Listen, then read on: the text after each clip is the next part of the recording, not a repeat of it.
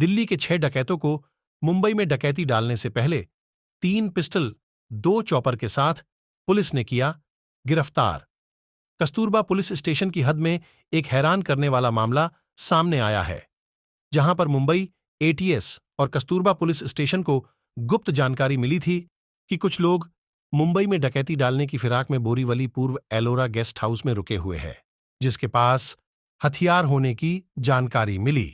Mumbai ATS team और Kasturba police station की detection team ने मिलकर एलोरा गेस्ट हाउस के पास जाल बिछाया।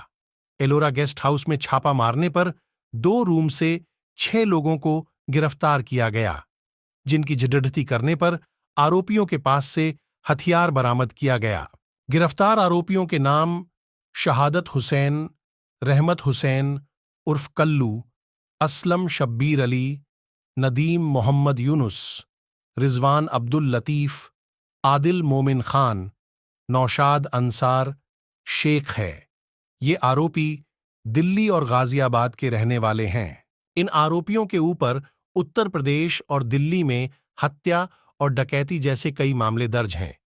इन 6 आरोपियों के पास से एक विदेशी पिस्टल, एक देशी पिस्टल, 24 जीवित कारतूस, एक देसी कट्टा, 5 कट्टे के जीवित कारतूस, 2 चॉपर और एक स्कॉर्पियो कार बरामद किया गया है।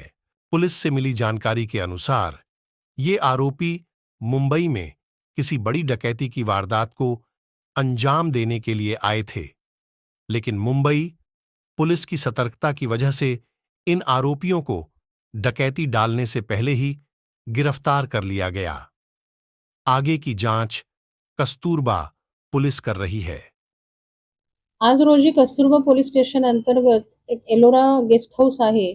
या ठिकाणी 6 संशयित इसम हे आले असल्याची माहिती एटीएस पथक जुहू मुंबई यांना मिळाली होती।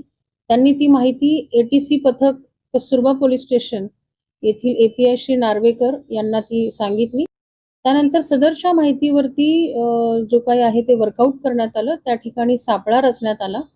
त्यामध्ये एटीएस पथक जुहू, त्याचप्रमाणे कस्तुरबा पोलीस स्टेशनचे जे अधिकारी आहेत एटीसी पथकचे श्री नार्वेकर, त्याचप्रमाणे डिटेक्शनचे श्री आंबवडे व त्यांचे पथक, त्याचप्रमाणे स्वतः सिनियर पीआय आव्हाड यांनी या ठिकाणी सगळं हे वर्कआउट केलं। त्यांनी त्या ठिकाणी सापळा रचला।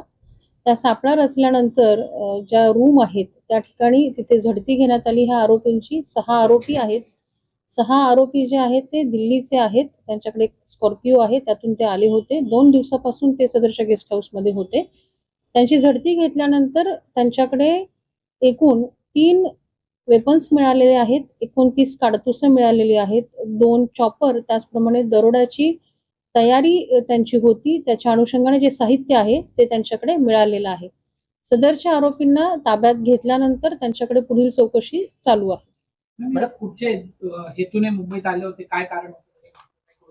बरोबर, आतापर्यंतच्या तपासामध्ये असं निष्पन्न झालेलं आहे की सदरचे जे आरोपी आहेत ते दरोड्याच्या तयारीने आले होते। या ठिकाणी ते मुंबई व मुंबईच्या आजूबाजूतील परिसरामध्ये ते रेकी त्यांची चालली होती आणि कुठेतरी ते दरोडा टाकण्याच्या तयारीमध्ये होते। त्यामध्ये त्यांचं टार्गेट हे ज्वेलर्स शॉप असं होतं।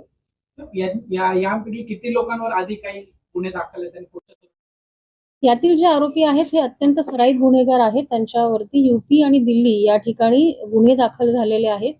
यातील जे आरोपी आहेत ते मर्डरचे आरोपी आहेत। त्यांच्यावर चेन स्नॅचिंग व इतर रॉबरीचे देखील गुन्हे दाखल आहेत। मॅडम, हे किती दिवसापासून इथे रेकी करत होते आणि या हॉटेल गेस्ट हाऊस मध्ये थांबले होते? हे 2 दिवसापासून या हद्दीत आलेले होते आणि 2 दिवसापासून त्यांचं हे काम चालू होतं।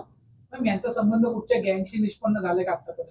आतापर्यंत तपासामध्ये असं कुठल्या गँगशी निष्पन्न झालेलं नाही। पुढील तपासामध्ये आम्ही ते बघतो। यांच्यामध्ये मास्टरमाइंड कोण आहे किंवा यांना कोणी हँडलर होतं?